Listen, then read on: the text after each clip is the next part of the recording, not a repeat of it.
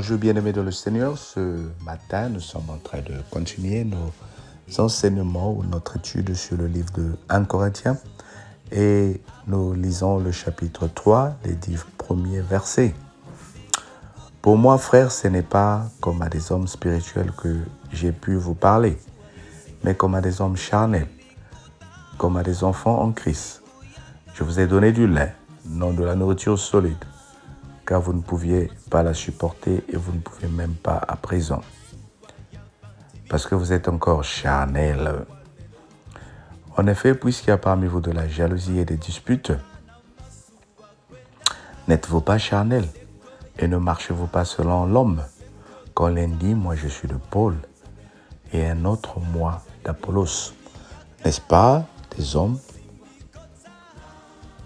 Qu'est-ce donc Apollos et qu'est-ce donc Paul? Des serviteurs par les moyens desquels vous avez cru, selon que le Seigneur l'a donné à chacun. J'ai planté, Apollos a arrosé, mais Dieu a fait croître. En sorte que ce n'est pas lui qui plante qui est quelque chose, ni celui qui arrose, mais Dieu qui fait croître.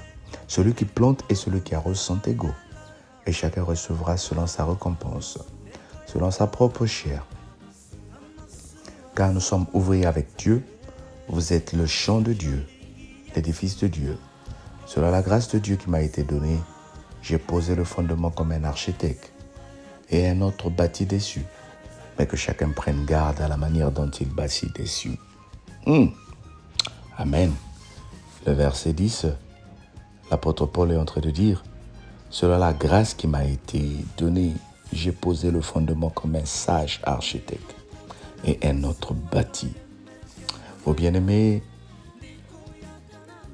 l'apôtre Paul est en train de nous rappeler à travers le peuple de Corinthiens, comme il a écrit des années passées. Il a observé que nous sommes encore des hommes charnels parce que si nous étions réellement des hommes spirituels, il n'y aurait pas de disputes parmi nous. Il n'y aurait pas de contradictions parmi nous. Il n'y aurait pas de séparation parmi nous. Il n'y aurait pas de gens qui se disputeront les clans, que moi je suis de Paul, moi je suis de l'église Intel. Et il dit, vous avez encore des envies des enfants.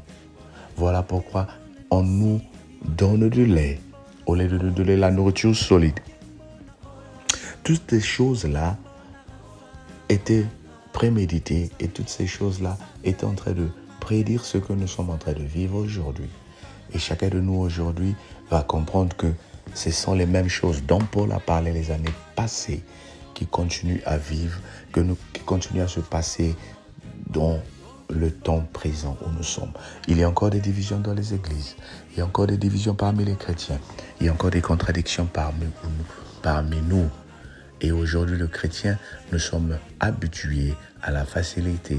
Nous voulons que les gens lisent la Bible pour nous. Nous voulons que les gens fassent des choses pour nous.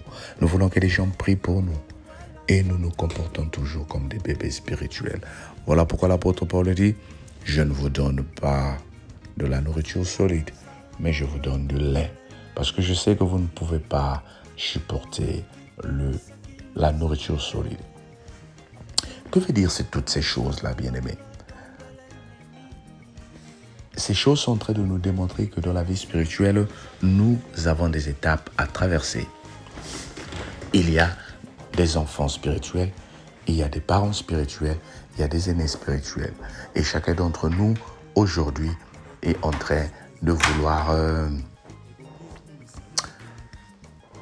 occuper une partie selon ce que le Seigneur t'a donné, selon la grâce que le Seigneur nous a donnée.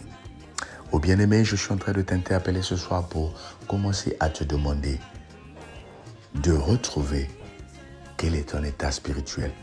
Es-tu encore dans un état où il faut qu'on t'enseigne la parole tous les jours? Es-tu encore dans un état où il faut qu'on t'encourage à lire la Bible? Où tu lis automatiquement la Bible? Est-ce que tu réalises que non, le matin arrive, il faut que je prie? Est-ce que tu réalises qu'à 7 heures, il faut que je fasse quelque chose? Il faut que je m'organise sur le plan spirituel, comme tu t'organises sur le plan de tous les jours? Ou tu es encore à l'étape où les gens doivent te guider? où les gens doivent te dire ce qu'il faut faire dans la foi. Ce n'est pas mauvais, mais nous sommes appelés à grandir pour que nous passons à l'étape où nous devons commencer à manger de la nourriture solide. Quand tu vas commencer à manger la nourriture solide, le Seigneur va te donner de quoi il faut pour voler de tes propres ailes, pour commencer à produire des fruits, pour commencer à donner des enfants de la foi. Et tu es à mesure de dire que tu es un père spirituel. Et tu es à mesure de dire que tu as produit des fruits dans ta vie chrétienne. Si pas encore, cela n'est pas trop tard. Mais la chose que j'ai beaucoup plus aimée dans cette lecture que nous venons de faire, bien-aimés, c'est cette lecture où l'apôtre dit que lui, il a planté, Apollos a arrosé, ou vice-versa. Apollos a planté et lui, il a arrosé, mais c'est Dieu qui fait grandir. Oh bien-aimé, je viens te dire quelque chose dans la foi. Les enfants que tu vas amener dans la foi, les personnes que tu vas amener dans la foi, tu es en train de planter ou tu es en train d'arroser. C'est le Seigneur qui fait grandir. Tout ce que tu es en train de vivre dans la foi, tu es en train de planter. C'est le Seigneur qui fait grandir. Ne te demande pas ou ne force pas les choses pour dire que vais-je devenir, que vont devenir les personnes à qui je suis en train d'enseigner la parole de Dieu. Ton rôle, c'est partager. Ton rôle, c'est enseigner. Ce n'est pas toi qui vas faire grandir. Ne t'inquiète pas lorsque ton mari ne veut pas prier. Ne t'inquiète pas lorsque tes enfants ne veulent pas prier. Ne t'inquiète pas lorsque ta femme ne veut pas prier. Tout ce que le Seigneur te demande de faire, c'est de planter et d'arroser. Le reste, c'est lui qui fait grandir. Voilà pourquoi tu ne dois pas te sous-estimer dans ce que tu es dans l'œuvre de l'Éternel. Le Seigneur t'a donné un rôle, bien-aimé. Le Seigneur t'a donné une partie à jouer, bien-aimé. Toi, tu dois planter. Toi, tu dois planter.